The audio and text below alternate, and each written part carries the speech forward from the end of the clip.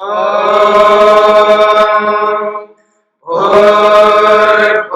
स्वः तत्सवितुर्वरेण्यं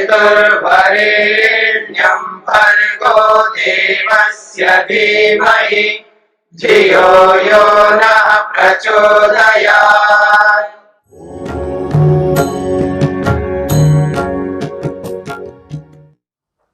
इस तीसरे पाद के अंतर्गत 55 सूत्र है।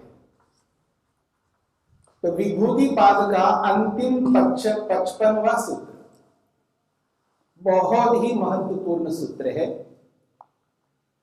सूत्र की भूमिका के रूप में महर्षि वेदव्यास ने एक बहुत बड़ी बात कही है, जिस पर हम सबको ध्यान देना है। भूमिका के रूप में महर्षि वेदव्यास लिखते हैं, प्राप्त विवेकज ज्ञानस्य अप्राप्त विवेकज ज्ञानस्य वा।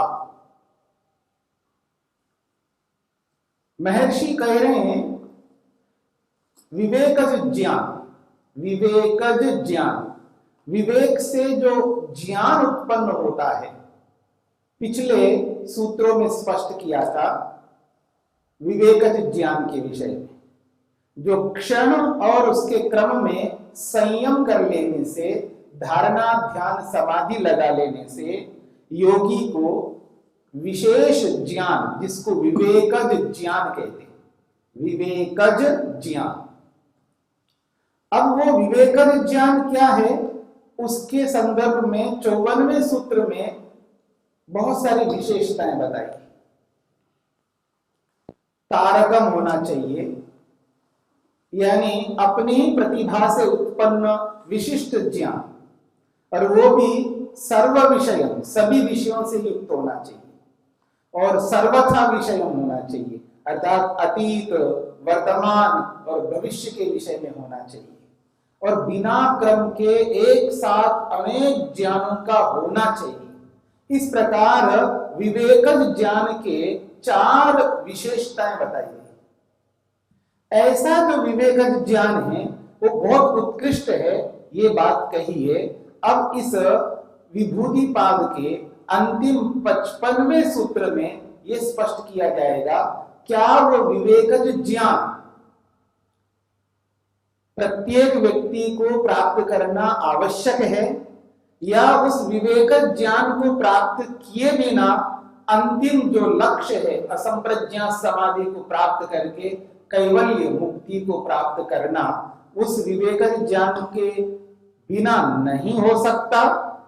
तो उसी के संदर्भ में यहां पर स्पष्ट किया जा रहा है, प्राप्त विवेकज ज्ञानस्य।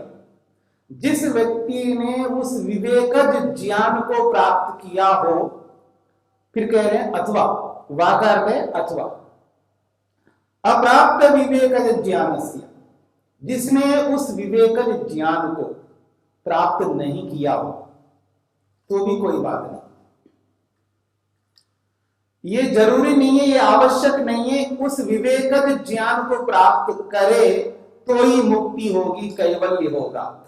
इसके लिए कह रहे हैं उसकी कोई जरूरी नहीं है, आवश्यकता नहीं है। अगर किसी ने प्राप्त किया तो कोई बात नहीं, और किसी ने प्राप्त नहीं किया तो भी कोई बात नहीं है। लेकिन बात क्या होनी चाहिए, जिसके बिना मुक्ति नहीं हो सकती, मोक्ष नहीं हो सकता, कैवल्य प्राप्त नहीं हो सकता, उसके संदर्भ में इस विभूति पाद के 55वें सूत्र में स्पष्ट किया जा रहा है। सूत्र है सत्व पुरुषयोः शुद्धि साम्ये कैवल्यम इति। सूत्र में जो इति शब्द आया है, ये इस विभूति पाद के समाप्ति के लिए एक चिन्ह है, एक सिंबल है। इति शब्द को बोल करके महर्षि पतंजलि ये कहना चाहते हैं, यहां पर पाद समाप्त हो रहा है, विभूति पाद यहीं तक ही है, इसके आगे कैवल्य पाद प्रारंभ होगा। तो इस विभूति पाद को समाप्त करने का ये सूचक है, एक चिन्ह है, एक सिंबल है इति शब्द। तो कहते हैं सत्व पुरुषयोः, सत्व कहते हैं मन को, और पुरुष कहते हैं आत्मा को, स्वयं को। इन दोनों की शुद्धि होना अत्यंत आवश्यक है। इसलिए कह रहे हैं शुद्धि साम्य, समान रूप से आत्मा की शुद्धि हो और मन की शुद्धि हो। यदि हमने मन को शुद्ध नहीं किया तो कैवल्य नहीं मिल सकता। आत्मा को शुद्ध नहीं किया तो कैवल्य नहीं मिल सकता। विवेक ज्ञान को प्राप्त किया नहीं हो तो चल सकता है, बिना विवेक ज्ञान के कैवल्य मिल सकता है, परंतु शर्त यह है आत्मा की शुद्धि होना, मन की शुद्धि होना अत्यंत आवश्यक है। यदि किसी ने आत्मा और मन की शुद्धि नहीं की है तो उसको कैवल्य नहीं मिल सकता। इसलिए बहुत बड़ी बात कही जा रही है। महर्षि वेदव्यास इसकी जो व्याख्या करेंगे वो तो हम बाद में समझने का प्रयत्न करेंगे ही, लेकिन सूत्रकार सूत्र के रूप में स्पष्ट शब्दों में कह रहे हैं सत्व पुरुषयो शुद्धि साम्य कैवल्य। सत्व यानी मन, पुरुष यानी स्वयं आत्मा, दोनों की समान रूप से शुद्धि होने पर कैवल्यम, कैवल्य यानी मोक्ष, मुक्ति प्राप्त होती है। तो आत्मा की क्या शुद्धि होती है, आत्मा शुद्ध कैसा होता है और मन की शुद्धि क्या होती है, किस रूप में मन को शुद्ध माना जाता है, इसी की चर्चा महर्षि वेदव्यास भाष्य के रूप में प्रस्तुत करेंगे। वो कहना चाहते हैं यदा निर्धूत रजस्तमोमलम बुद्धि सत्वम, बुद्धि सत्वम ये मन के लिए आया है। अनेकत्र बुद्धि सत्वम शब्द से आपने ये सुना है कि मन है, क्योंकि मन का एक नाम बुद्धि भी है, और सत्व शब्द जो है पदार्थवाची है। तो बुद्धि सत्वम यानी बुद्धि तत्व, बुद्धि नामक पदार्थ यानी मन। कैसा मन है उसके लिए विशेषण दिया है निर्धूत रजस्तमो मलम। निर्धूत मतलब धुल गया है, धोला, जैसे कपड़े धो लेते ना, बरसात में व्यक्ति जा रहा है और बरसात हो रही है और सारा जमीन जो है सारी गीली जमीन हो गई है, कहीं कीचड़ हो रहा है, कहीं स्लिपरी है, कहीं वो फिसल सकता है। ऐसी स्थिति में कोई जा रहा हो, वो भी व्हाइट ड्रेस पहन करके जा रहा हो और किसी कारण से फिसल जाए और गिर जाए और पूरी जो कीचड़ है वो कपड़ों में आ गया और जो सफेद कपड़े हैं वो सफेद नहीं दिखते, मटमैले हो जाएंगे, बहुत गंदे दिखेंगे, देखने की इच्छा नहीं होगी, ऐसे कपड़े बनेंगे, जबकि गिरने से पहले देखने योग्य वस्त्र थे, बड़े शुद्ध दिखाई दे रहे थे। अब ऐसे वस्त्रों को हम क्या करते हैं, धो लेते हैं। अब कीचड़ लगा हुआ हो तो उस कीचड़ में ऐसे साबुन नहीं लगाएंगे ना, तो पहले पानी से धो लेते, पानी से निकाल लेते उसको, फिर उसके बाद साबुन, सर्फ, आजकल के जो भी साधन हैं उन साधनों को लगा करके वापस उसको उसी प्रकार व्हाइट सफेद बना देंगे।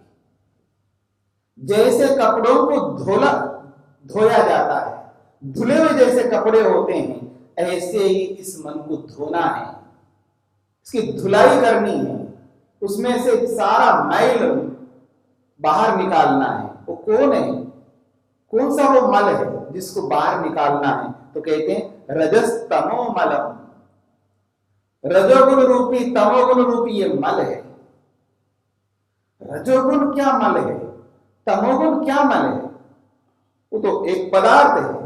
जिस प्रकार सत्व एक पदार्थ है, रज वैसा ही एक पदार्थ है जैसा सत्व है। जैसा सत्व रज एक पदार्थ है, वैसे तम भी एक पदार्थ है, वस्तु है, पर वस्तु के गुणों से पहचाना जाता है। वस्तु के अलग अलग गुण होते हैं। रजोगुण में ऐसे गुण हैं जिससे व्यक्ति को क्रोध उत्पन्न होता है। ये क्रोध जो आता है ये रजोगुण के कारण से, ये लोभ जो आता है रजोगुण के कारण से,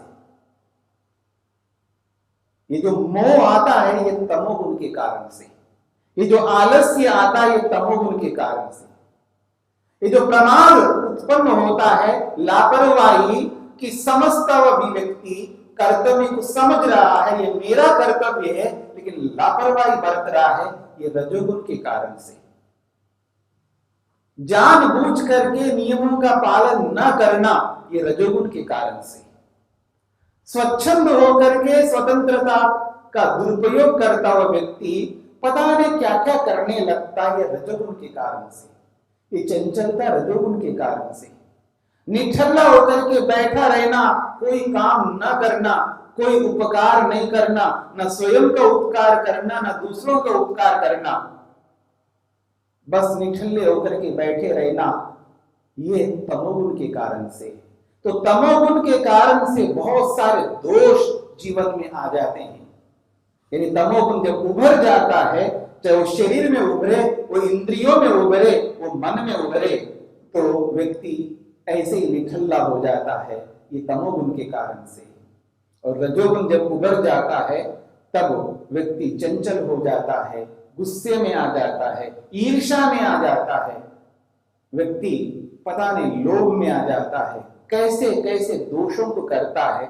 ये रजोगुण और तमोगुण जो है, इन दोनों को मल के रूप में देखा जा रहा है। इसलिए कहा जा रहा है निर्धूत रजस तमो मलम।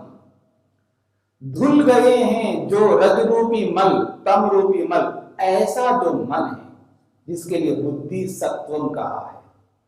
ऐसा मन जिस मन में रजोगुण काम नहीं कर रहा है, रजोगुण जो है बस दब गया है। अब रजोगुण उभरा नहीं है मन के अंदर, तमोगुण उभरा नहीं है मन के अंदर, केवल सत्वगुण उभरा हुआ रहेगा। और सत्वगुण के जो धर्म है, उसके जो गुण हैं, आप सब जानते हैं। एकाग्र होना, शांत होना, तृप्त रहना, संतुष्ट रहना, निर्भीक रहना और स्वतंत्रता को एहसास करना, ये सब सत्वगुण के धर्म है, उसके गुण है। दूसरों के लिए कुछ करना, दूसरों के दुखों को दूर करना, दूसरों को दुख नहीं देना, दूसरों को सुखी करना, ये सत्वगुण का धर्म है। दूसरों के कष्टों को, पीड़ाओं को, समस्याओं को, मुसीबतों को मुसीबत ना मानना और उनको उनके मुसीबतों से छुटकारा दिला देना, ये सत्वगुण का काम है। स्वयं भी ना खाकर के दूसरे को खिलाना, ये सत्वगुण का काम है। स्वयं को वो मिले ना मिले, लेकिन दूसरे को मिलना चाहिए, सत्वगुण का काम है। इसलिए सत्वगुण जब कार्यरत रहता है तो व्यक्ति विलक्षण गुणों से ओतप्रोत रहता है। वो वास्तव में जिसे मनुष्य कहते हैं, जो मनुष्यत्व है, यह सत्वगुण के उभरने पर होता है, रजोगुण के उभरने पर नहीं होता है, तमोगुण के उभरने पर नहीं होता है। रजोगुण के उभरने से वो राक्षस के रूप में दिखाई देता, वो मनुष्य नहीं रहता, वो राक्षस बन जाता, पिशाच बन जाता है। ये बात कही जा रही है, ऐसे पिशाचपन को, राक्षसपन को हटाने वाला है ये सत्व गुण जब उभर के आ जाता है जीवन में। तो इसलिए कहा जा रहा है जिस समय रजोगुण नहीं रहता, तमोगुण नहीं रहता, उस मन के अंदर धुल गए हैं, निर्धूता यानी धुल गए रजोगुण रूपी, तमोगुण रूपी मल। ऐसे निर्मल बना हुआ जो बुद्धि नामक तत्व है, मन है, पुरुषस्य अन्यथा ख्याति मात्राधिकारम दग्ध क्लेश बीजम भवति। कहते हैं पुरुषस्य अन्यथा ख्याति मात्राधिकारम, पुरुष को पृथक रूप में अनुभव कराने वाला वो बन जाता है। पुरुष को पुरुष का एहसास कराने वाला वो मन होता है। क्या मन का स्वभाव बता दिया, देखिएगा। मन की जो विशेषता है, उसका जो धर्म ये बताया जा रहा है, ऐसा मन बन जाता है जो पुरुष को, आत्मा को एहसास करा देता है, तू मैं नहीं हूं, मैं तू नहीं है। मोटी बात अगर आप देखें, मन ये एहसास आत्मा को कराता है, हे आत्मन, तू अभी तक मैं को मैं नहीं समझ पाया, तूने मेरे को साथ में जोड़ करके, यानी मन को साथ में जोड़ करके मैं करता आया है। मन को और स्वयं आत्मा को तूने अलग किया नहीं है। अब समझ लो, तुम हो और मैं हूं। यानी आत्मा को, आत्मा का एहसास कराने का जो कार्य कर रहा है यहां पर मन, कब? जब रजोगुण रूपी तमोगुण रूपी मल हट जाते हैं मन में से। रजोगुण का प्रभाव, तमोगुण का प्रभाव मन से जब हट जाता है, तब वो विशुद्ध मन होकर के तब पुरुषस्य अन्यथा ख्याति मात्राधिकारम, पुरुष को पृथक के रूप में अनुभव कराने का अधिकार रखता है ये मन। उसके अंदर इतना अधिकार आता है, अब वो एहसास कराता है।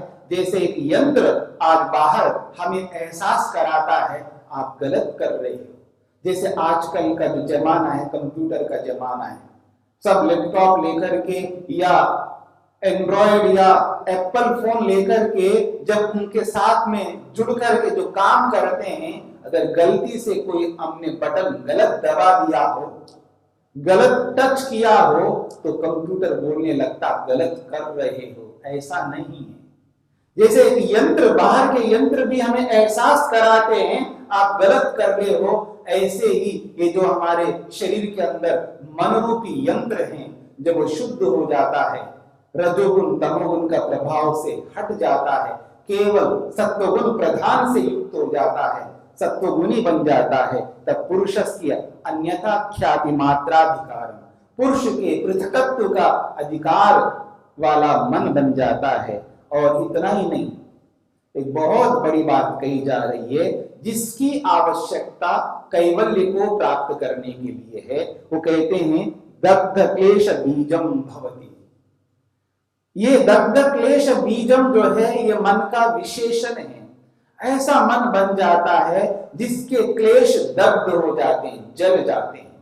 अविद्या, अस्मिता, राग, द्वेष और अभिनिवेश रूपी जो क्लेश है, जो इस अविद्या रूपी क्लेशों के कारण से जो कर्म ऐसे हम करते हैं, उन कर्मों के जो संस्कार है, पाप और पुण्य रूपी संस्कार, सारे के सारे संस्कार और ये सारे के सारे क्लेश जब दग्ध हो जाते हैं, जल जाते हैं, तो दग्ध क्लेश बीज वाला जब वो मन बन जाता है, ऐसा मन जिसके अंदर कोई क्लेश नहीं रहा, सारे के सारे क्लेश नष्ट हो जाते हैं, बिना क्लेशों वाला मन बनता है। जिस मन के अंदर न काम है, न क्रोध है, न लोभ है, न मोह है, न ईर्ष्या है, न अहंकार है, न अविद्या, न अस्मिता, न राग, न द्वेष, न अभिनिवेश, कोई क्लेश नहीं है। विशुद्ध मन, जैसे 3 महीने 4 महीने का जो छोटा सा बच्चा माँ की गोद में रहता है, जब वो हंस रहा होता है, उसका मन जो होता है, जिस रूप में होता है, वैसा का वैसा मन वाला जब योगी होता है, तब ऐसे योगी को सारे के सारे महापुरुष भी प्रेम करते हैं, आदर करते हैं, सत्कार करते हैं। इसलिए जब अपने ब्रह्मचर्य से ओतप्रोत होता है योगी, तब जाकर के उस योगी को, उस योगी पुरुष को सब लोग चाहते हैं। जैसे आज हम सब ईश्वर को चाहते हैं। क्यों? ईश्वर की जो विलक्षणताएं हैं उनके कारण से, उनकी योग्यता के कारण से, उसके विशेष गुणों के कारण से हम ईश्वर को चाहते हैं, ईश्वर को प्राप्त करना चाहते हैं। ऐसे ही ईश्वर प्रेमी जो योगी होता है, जो ईश्वर के गुणों को धारण करता है, जिसके मन में किसी भी प्रकार का मल नहीं होता है, रजो रूपी तमो रूपी मल से रहित जो हो चुका है, ऐसे योगी का जो क्लेश है, वो क्लेश दग्ध हो जाते हैं, जल जाते हैं। तो दग्ध क्लेश बीज वाला जब वो मन बन जाता है, तब आत्मा को कैवल्य प्राप्त होता है। तो इसलिए कहना चाह रहे हैं यहां पर, यदा, जिस समय निर्धूत रजस तमोमलम, धुल गए हैं रजोगुण रूपी तमोगुण रूपी मल, जिस मन के, ऐसे बुद्धि सत्वम, बुद्धि रूपी मन जो है, पुरुषस्य अन्यथा ख्याति मात्राधिकारम, जो पुरुष के भेद को बताने का अधिकार रखने वाला जो मन है, वो दग्ध क्लेश वाला जब होता है,